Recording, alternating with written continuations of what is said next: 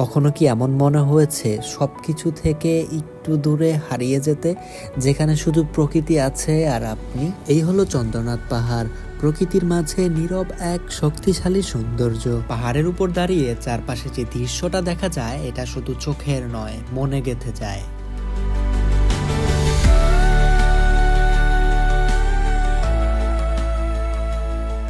আর এই পাহাড় থেকেই শুরু হয়েছিল আমার সীতাকুণ্ডা ভ্রমণের গল্প।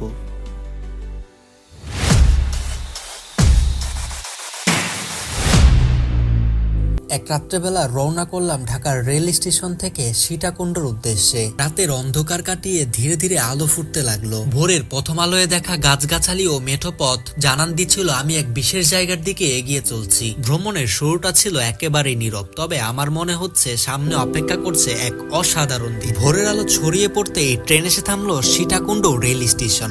এটি ছোট্ট নিরিবিলি রেল স্টেশন, তবে বাতাস ছিল অন্যরকম সতেজ। রেল স্টেশন থেকে বিশ্রাম নিয়ে আমরা রওনা দিলাম চন্দ্রনাথ পাহাড়ের দিকে। স্টেশন থেকে বেরিয়ে আমরা সিএনজিতে উঠলাম। সিএনজির এই ছোট্ট যাত্রাও ছিল বেশ রোমাঞ্চকর। নতুন জায়গা, নতুন রাস্তা, আর সামনে অপেক্ষা করছে এক অজানা পাহাড়। আমার মনে হচ্ছে এই যাত্রাটি হবে আমার জীবনের অন্যতম সেরা এক অভিজ্ঞতা। সিএনজি থেকে নেমে একটু এগোতেই চোখে পড়লো ছোট্ট এক দোকান। সাধারণ এক দোকান, কিন্তু সেই মুহূর্তে এক বোতল পানি আর হালকা কিছু নাস্তাই ছিল পরবর্তী পথের শক্তি। নাস্তা শেষ করে হাতে এক বাঁশের লাঠি নিয়ে চন্দ্রনাথ পাহাড়ের দিকে ধীরে ধীরে এগোতে থাকলাম। এই পথটা কখনো খাড়া, কখনো কাদা মাটির, কিন্তু প্রতিটা ধাপ যেন ডাকছিল আরো উপরে, আরো নতুন কিছু দেখার জন্যে।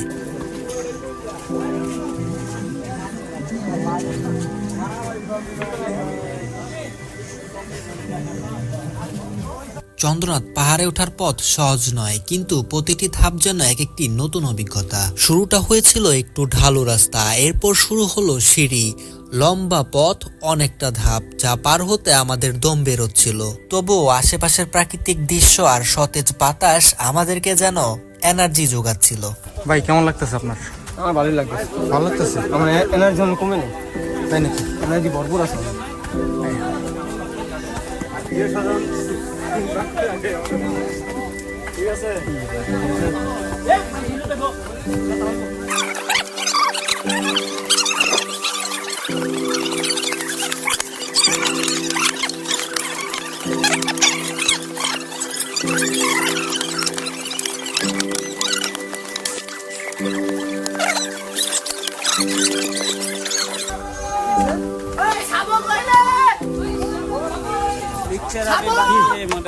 শেষ শেষ নো নো শেষ না, কি শুরু?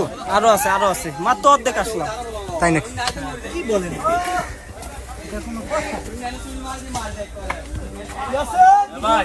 কি আর পারতেছ না? আর পারতেছ না? পারতেছ না? আর এত কষ্ট হইতেছে তোমার, বুঝতে বুঝা যাইতেছে তোমার দেখা।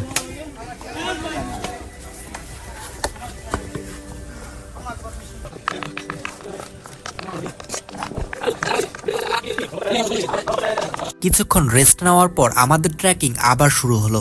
আসলে পাহাড়ে ওঠা কতটা কষ্টদায়ক আপনারা পাহাড়ে না উঠলে আসলে বুঝবেন না, তবে কষ্ট হলেও পাহাড়ে ওঠার অনন্য এক অভিজ্ঞতার সাক্ষী হয়ে থাকলাম। এই অভিজ্ঞতা কখনো ভোলার নয়।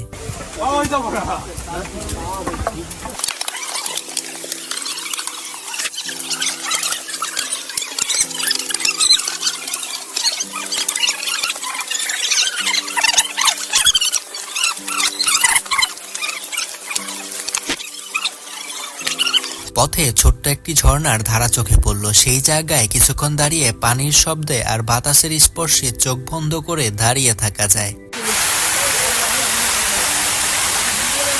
গাছের ছায়া, আলোর খেলা, প্রতিটি বাঁকে বদলে যাওয়া দৃশ্যপথ, সব মিলিয়ে মনে হচ্ছিল আমরা সিনেমার এক দৃশ্যের ভিতর দিয়ে হেঁটে যাচ্ছি। উপরে উঠতে উঠতে কয়েক জায়গায় দাঁড়িয়ে নিঃশ্বাস নিচ্ছিলাম, কিন্তু এই ক্লান্তির মাঝেও শান্তি ছিল, কারণ আমরা জানতাম একদম উপরে অপেক্ষা করছে চন্দ্রনাথ পাহাড়ের চূড়া, যেখান থেকে দেখা যাবে পুরো শহর এবং সবুজ ও আকাশের স্পর্শ। আমাদের অবস্থা পুরোপুরি নাজেহাল,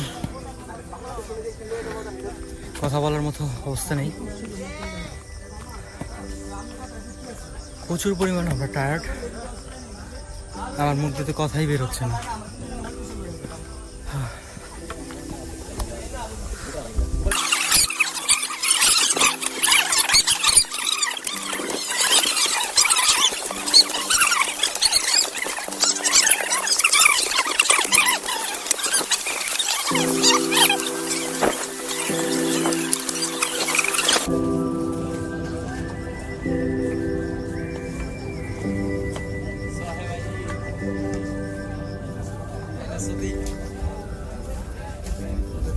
ফাইনালি পৌঁছে গেলাম চন্দ্রনাথ পাহাড়ের চূড়ায়।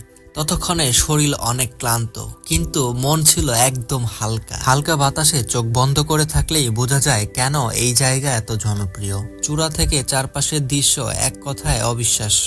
নিচে তাকালেই দেখা যায় শহরের ছোঁয়ায় সবুজে ঘেরা পাহাড়ি এলাকা। পাহাড়ের এই চূড়া থেকে মেঘগুলো যেন একদম হাতের নাগালে মনে হচ্ছিল। মেঘ আর সবুজে ঘেরা এলাকা দেখতে এক কথায় বলতে অসাধারণ মনে হচ্ছিল। এই সৌন্দর্য ক্যামেরায় বোঝা না গেলেও বাস্তবে এই দৃশ্য যেন অমূল্য। পাহাড়ের সৌন্দর্য দেখতে দেখতে মনে হচ্ছিল আল্লাহ তাআলা পৃথিবীকে কত সুন্দর করে সাজিয়েছে। না জানি জান্নাত আরো কত সুন্দর। আল্লাহ তাআলার সাজানো এই প্রকৃতি দেখতে পেয়ে শুকরিয়া জ্ঞাপন করছি, আলহামদুলিল্লাহ। পাহাড়ের চূড়ায় কিছুক্ষণ কাটিয়ে মন একেবারে শান্ত। ভেবেছিলাম একটি পাহাড়ে ঘুরতে এসেছি, কিন্তু ফিরছি অনেক অনুভূতি আর অভিজ্ঞতা নিয়ে। খাড়া আস্তে আস্তে রিল্যাক্স আস্তে কোনো প্যারা নাই রিল্যাক্স পানি আছে এই সুজন আস্তে আস্তে 5 মিনিট যায় 10 মিনিট যায় ভাই সমস্যা নেই আস্তে আস্তে। নামার সময় আগের মতো তাড়াহুড়া ছিল না। পাগুলো ধীরে ধীরে চলছিল আর মনটা ধীরে ধীরে একটু একটু করে পাহাড়ের সঙ্গে বিদায় নিচ্ছিল।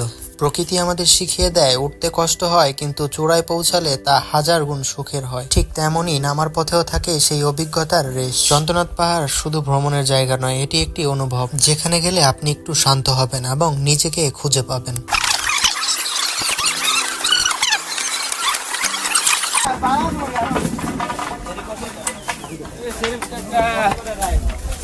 কিনিবা কিনবা লো লো লো